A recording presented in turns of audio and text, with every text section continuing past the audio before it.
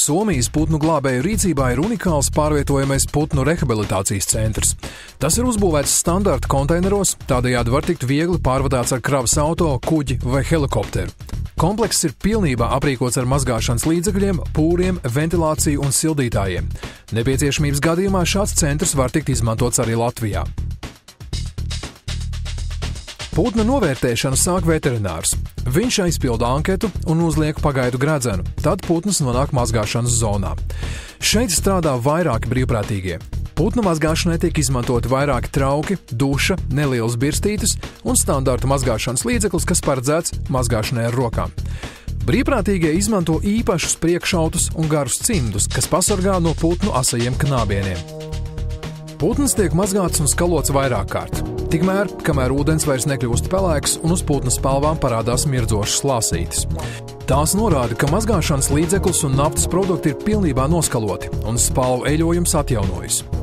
Glābšanas konteineros izmanto 2 līmeņu izlietnes, kurās īpašs siets ļauj ērti mazgāt gan nelielus, gan lielus putnus. Ūdens temperatūra šeit nedrīkst būt zemāka vai augstāka par 39 grādiem.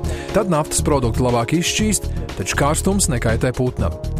Parasti ūdens temperatūrai, trauku tīrībai un citam aprīkojumam seko līdzi viens no mazgātāju brigādes dalībniekiem. Vispirms tiek mazgāta putna galva un knābis. Šim nolūkam var izmantot zobu birstītes. Galva tiek skalota maigi, lai netraumētu putna acis. Savukārt spārnus un pārējo ķermeni jāskalo ar spēcīgu strūklu, kas kopā ar mazgāšanas līdzekli izspiež no spalvām naftas produktu daļiņas.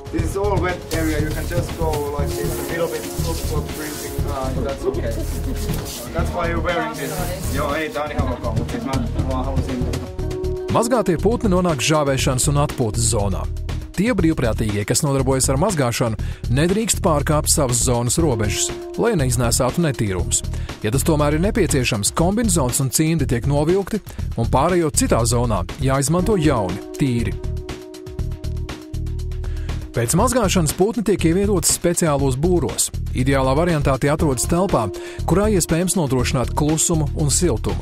Šī ir pirmā iespēja putniem atpūsties un nomierināties pēc garajām stresa stundām. Tāpēc žāvēšanas telpā nedrīkst atrasties daudz cilvēku. Tajā jābūt zemākam apgaismojuma līmenim. Žāvēšanas kameru pārvaldes speciālists, kurš nosaka, kādas sugas putnus drīkst un kādus nedrīkst likt kopā vienā būrī. Ja kāds no putniem ir pārāk nemierīgs un traucē mieru pārējiem, tās tiek izolēts atsevišķi. Pārvietojamā glābšanas centrā būri ir veidoti pēc tāda paša principa kā izlietnes. Tiem iespējams izveidot papildus nodalījumu, tos var izņemt, pārvietot un iztīrīt pēc katra putna. Viens eksemplārs šādā būrī var tikt žāvēts pat vairākas stundas.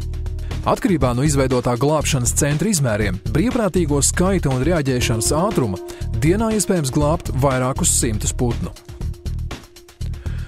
Tīrie un sausie putni nonāk pēdējā, rehabilitācijas zonā. Tos nevar uzreiz atlaist brīvībā, ja kams nav noskaidrots, vai tie normāli peld un normāli barojas. Šim nolūkam jāizveido ar tīklu pārvilkti baseini. Iespējams izmantot šādus rūpnieciski ražotus, taču, ja tādu pietrūkst, jāmēģina izlīdzēties ar dažādiem materiāliem, kas atrodam pa rokai. Glābēju arsenālā jābūt liela izmēra plēvēm, kā arī virvēm. Tad baseinu var izveidot izmantojot kāpnes, kastes vai citus priekšmetus. Kad ir redzams, ka putns ir vesels, peld un barojas, tas tiek aizvests tālāk no negadījuma vietas un palaists brīvībā.